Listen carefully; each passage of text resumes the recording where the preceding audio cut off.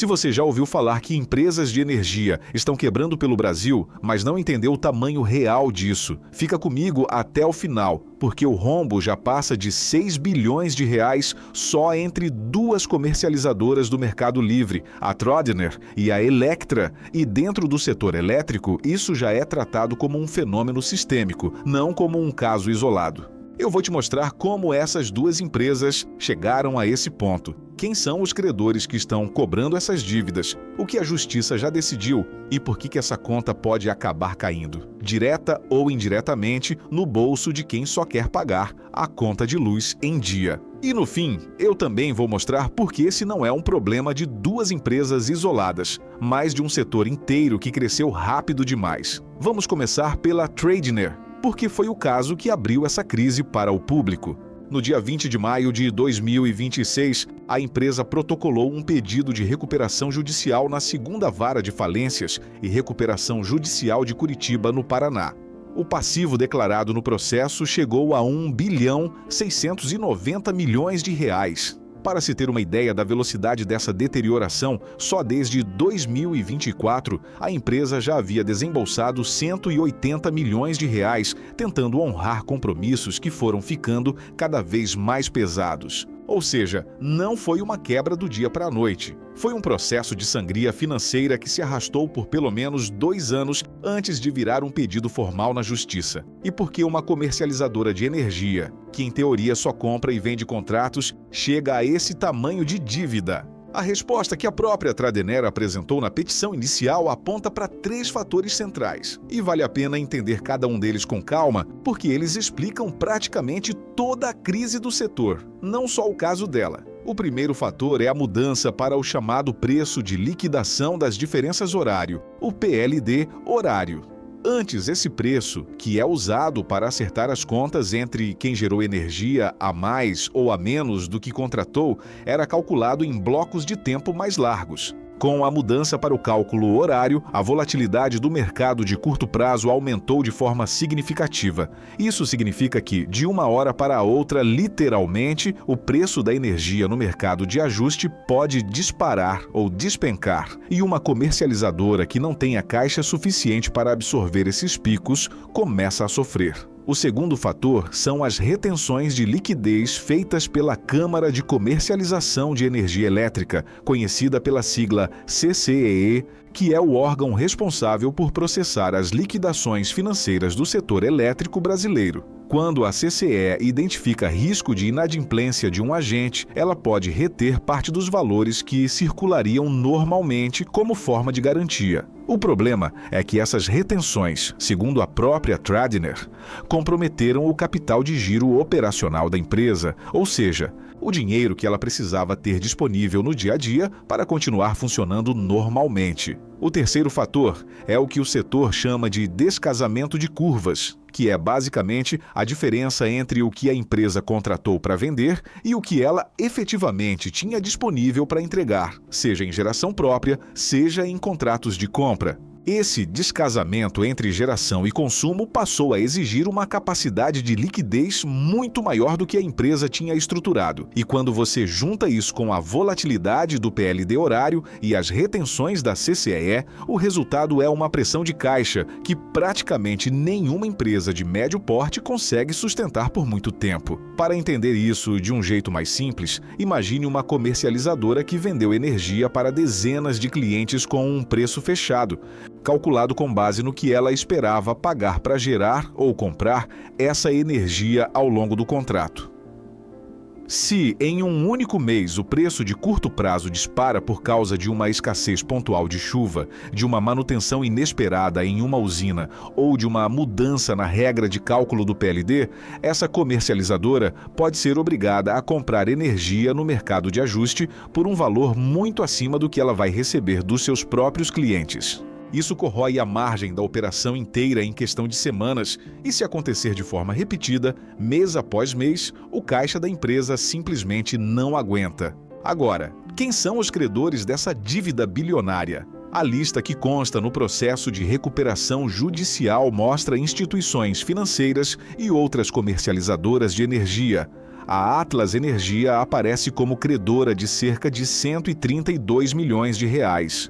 O UBS Brasil Corretora consta com 92 milhões de reais. O Banco Bradesco aparece com 62 milhões e 600 mil reais. E ainda constam na lista de credores a Atlantic Níquel e a Comerc Energia, duas empresas que também têm exposição relevante ao passivo da Tradner. Além disso, o processo revela uma sequência de rescisões contratuais que já tinham acontecido antes mesmo do pedido formal de recuperação judicial. Empresas como a Elera Comercializadora, a CGN Brasil, a Nex Energia e a CEI Comercializadora romperam contratos com a Tradner e essas rescisões somadas já representavam cerca de 72 milhões de reais, com impactos adicionais projetados acima de 22 milhões de reais. Isso mostra que o mercado já vinha percebendo o risco antes de a crise se tornar pública e que outras comercializadoras foram se protegendo uma a uma, cortando relação com a Tradner, conforme os sinais de fragilidade ficavam mais evidentes. E vale explicar rapidamente o que significa, na prática, um pedido de recuperação judicial como esse. Diferente da falência, que encerra a empresa e liquida os bens para pagar credores, a recuperação judicial é um instrumento pensado para dar sobrevida a uma empresa que ainda tem operação viável, mas que não consegue mais honrar suas dívidas no ritmo em que elas vencem. A partir do deferimento do processamento pelo juiz, a empresa ganha um período de proteção contra execuções e penhoras, o chamado período de blindagem, e passa a negociar com os credores um plano de pagamento estendido, muitas vezes com deságio sobre o valor original da dívida.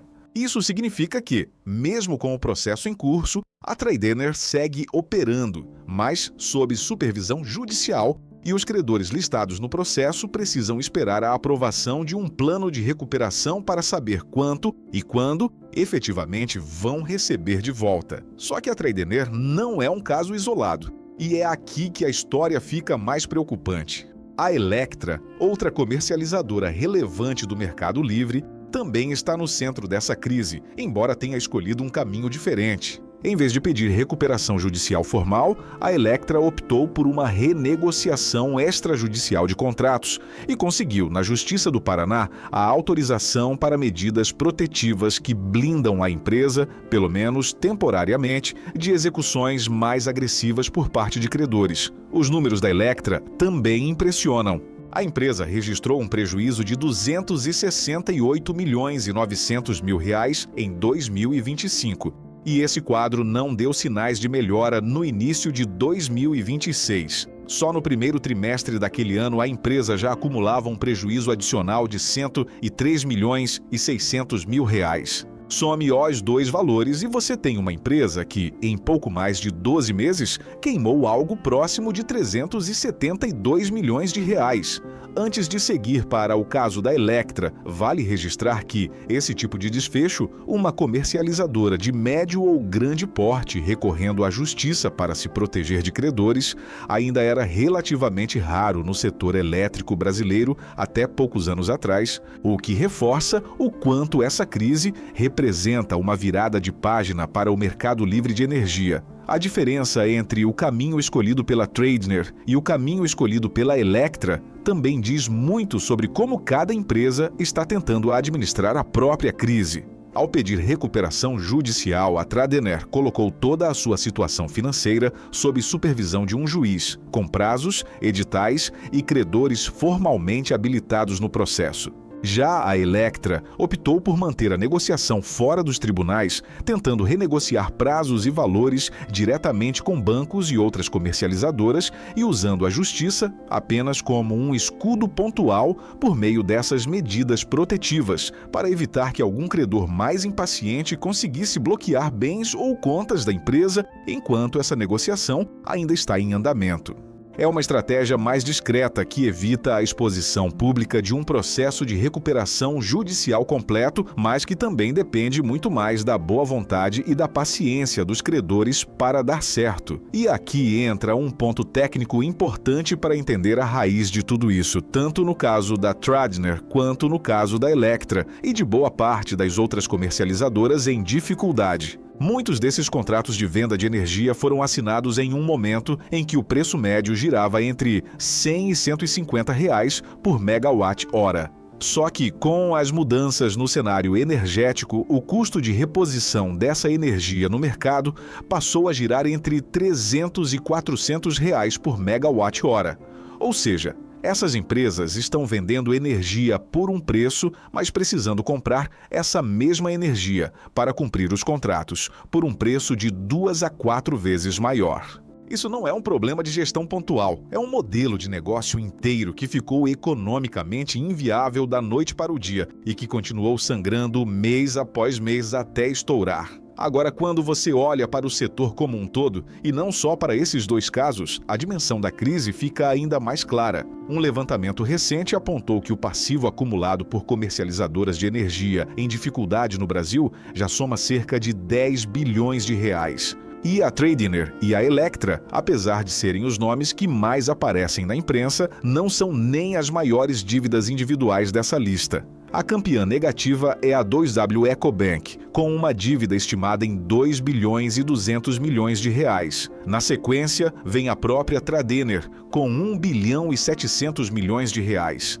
Depois aparece a Electra, com 1 bilhão e 300 milhões de reais. Logo atrás, a Electron Energy e a Gold Energia aparecem cada uma com 1 bilhão e 100 milhões de reais em dívidas. A Brasil Comercializadora soma 335 milhões de reais e um conjunto de empresas menores do setor, somadas, chega a 622 milhões de reais adicionais. Ou seja, quando você soma tudo isso, não está olhando para um problema de uma ou duas empresas mal administradas. Está olhando para um setor inteiro que cresceu rápido demais, sem que a estrutura financeira dessas empresas acompanhasse esse crescimento. E é importante deixar claro que nenhuma dessas empresas quebrou por falta de clientes ou por falta de demanda. Pelo contrário, todas elas estavam operando, vendendo energia, fechando contratos, exatamente como qualquer comercializadora saudável faria. O problema não estava na ponta comercial do negócio, estava na estrutura financeira por trás dele,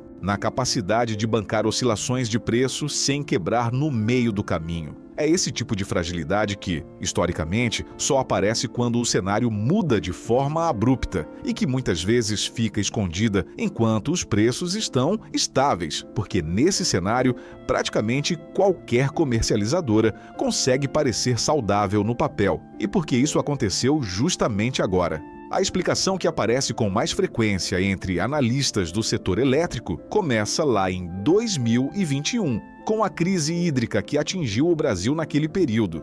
Essa escassez de água nos reservatórios forçou uma volatilidade extrema nos preços de energia, algo que o mercado não estava plenamente preparado para absorver. A partir daí, o setor entrou em uma espiral em que operações ficaram cada vez mais descasadas.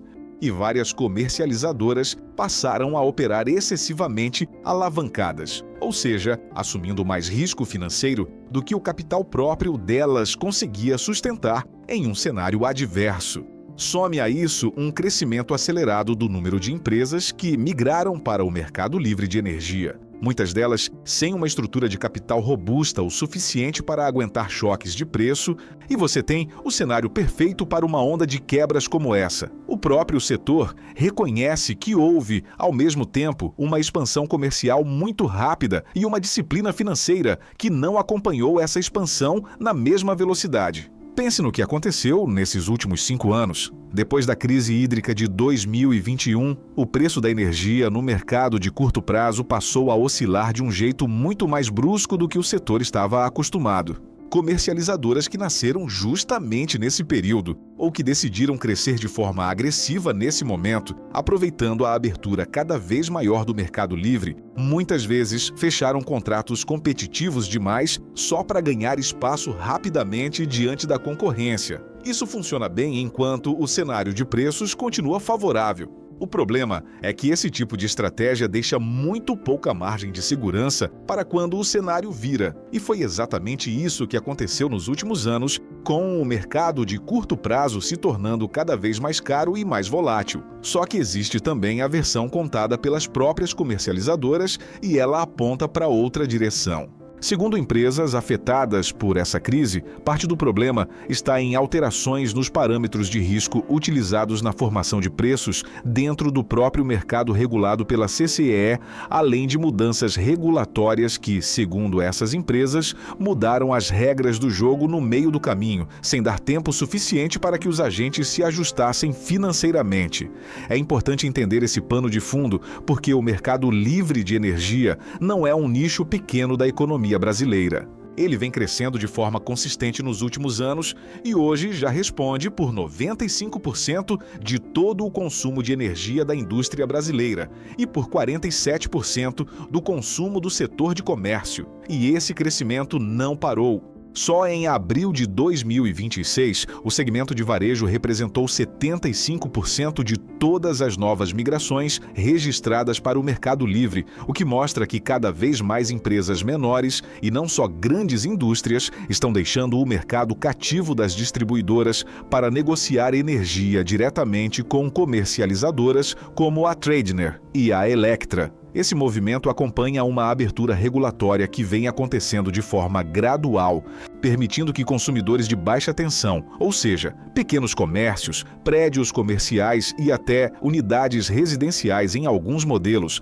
também possam escolher de quem comprar energia, em vez de ficarem presos automaticamente à distribuidora local.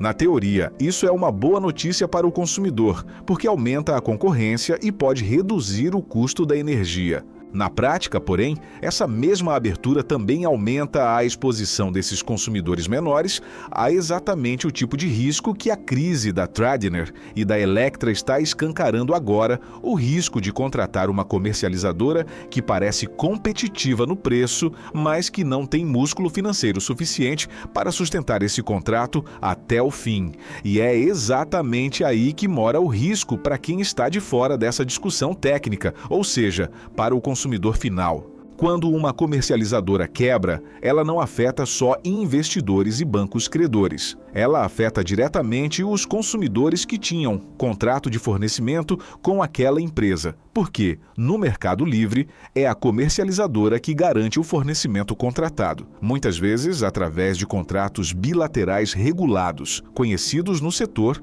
pela sigla CBR. Se a comercializadora quebra no meio do caminho, esse consumidor precisa ser reabsorvido por outro fornecedor, ou volta, pelo menos temporariamente, para o mercado cativo, quase sempre pagando mais caro nesse processo de transição. E aqui existe um ponto de atenção regulatório que ainda não está completamente resolvido no Brasil, que é o papel do chamado supridor de última instância, o SUI. A ideia por trás desse mecanismo é simples: funcionar como uma rede de proteção para o consumidor quando a comercializadora contratada não consegue mais cumprir o fornecimento, evitando que a energia simplesmente pare de chegar. O problema é que esse mecanismo ainda não está plenamente regulamentado em todos os seus detalhes operacionais, o que significa que, em um cenário de múltiplas quebras simultâneas de comercializadoras, o sistema pode ser testado antes mesmo de estar completamente pronto para isso. Para colocar isso em termos bem práticos, imagine uma pequena empresa que migrou para o Mercado Livre há 2 anos, atraída por um contrato com preço mais baixo do que pagava na distribuidora, e que fechou esse contrato justamente com uma comercializadora que hoje está em recuperação judicial ou em renegociação extrajudicial.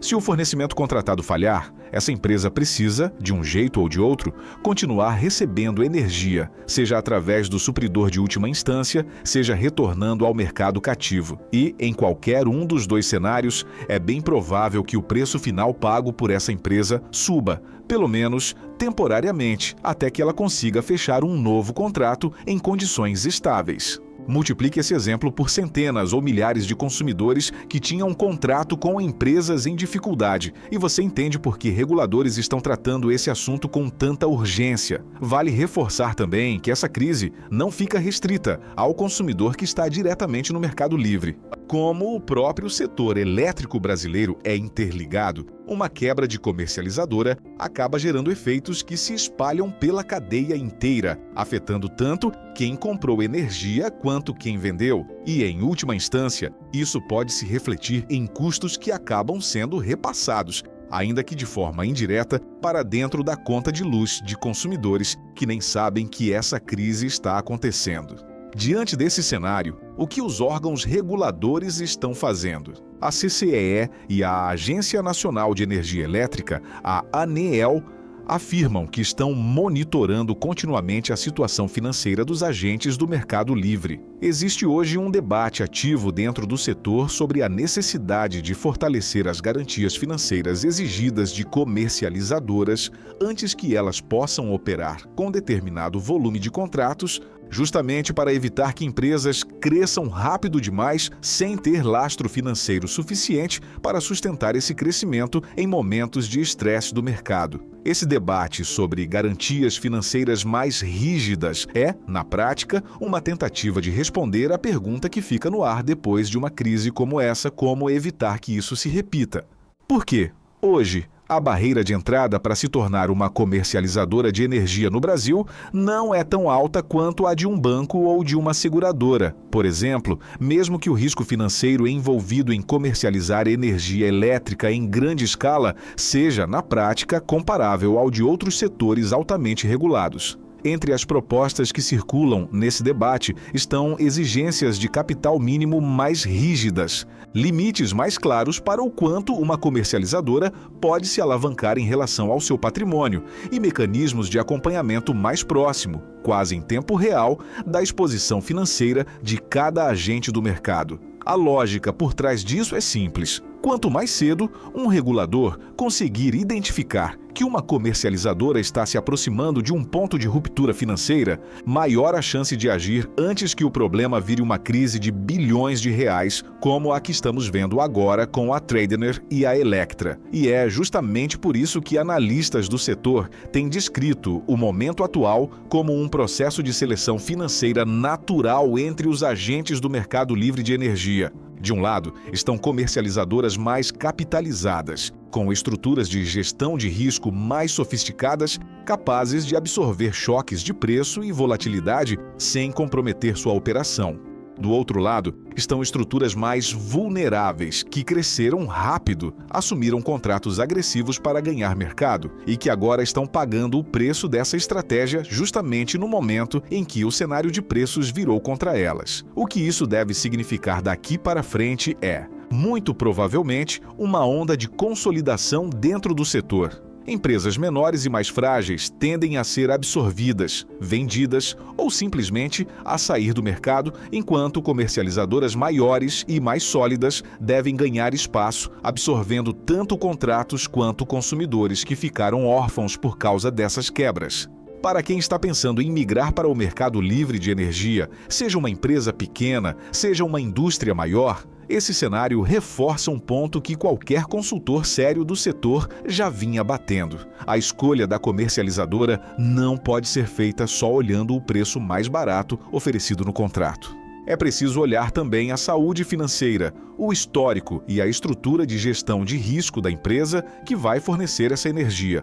Também vale considerar contratos com prazos mais curtos, cláusulas de reajuste mais claras e, sempre que possível, buscar informações públicas sobre a saúde financeira da comercializadora antes de assinar qualquer contrato de longo prazo, porque, como os casos da Tradener e da Electra mostram, uma empresa pode parecer perfeitamente saudável em um determinado ano e entrar em colapso financeiro apenas alguns meses depois, quando o cenário de preços muda de forma abrupta e a estrutura de capital dela não estava preparada para absorver esse choque. No fim das contas, o que os casos da Tradener e da Electra escancaram é que o mercado livre de energia no Brasil está passando por um momento de amadurecimento forçado. Um setor que cresceu de forma acelerada, que hoje já domina a esmagadora maioria do consumo industrial e uma fatia cada vez maior do comércio, está descobrindo da forma mais dura possível que crescer rápido sem disciplina financeira tem um preço. E esse preço, medido em bilhões de reais de dívidas acumuladas, está sendo pago agora, entre processos judiciais, negociações extrajudiciais e uma pressão crescente sobre reguladores para criar regras mais rígidas antes que a próxima comercializadora entre na mesma lista. Se esse tipo de conteúdo te ajuda a entender o que está acontecendo por trás das manchetes do setor de energia, vale continuar acompanhando esse assunto de perto, porque, pelo tamanho dos números envolvidos e pela velocidade com que novos nomes vêm se somando a essa lista de dívidas, é bem provável que essa história ainda esteja longe de terminar. Os próximos meses devem mostrar se os planos de recuperação apresentados por empresas como a Tradner conseguem de fato ser aprovados pelos credores, se a Electra consegue fechar sua renegociação extrajudicial sem precisar recorrer a uma recuperação judicial formal e se os reguladores vão conseguir, a tempo, colocar em prática regras mais rígidas antes que outra comercializadora bilionária apareça nessa mesma lista.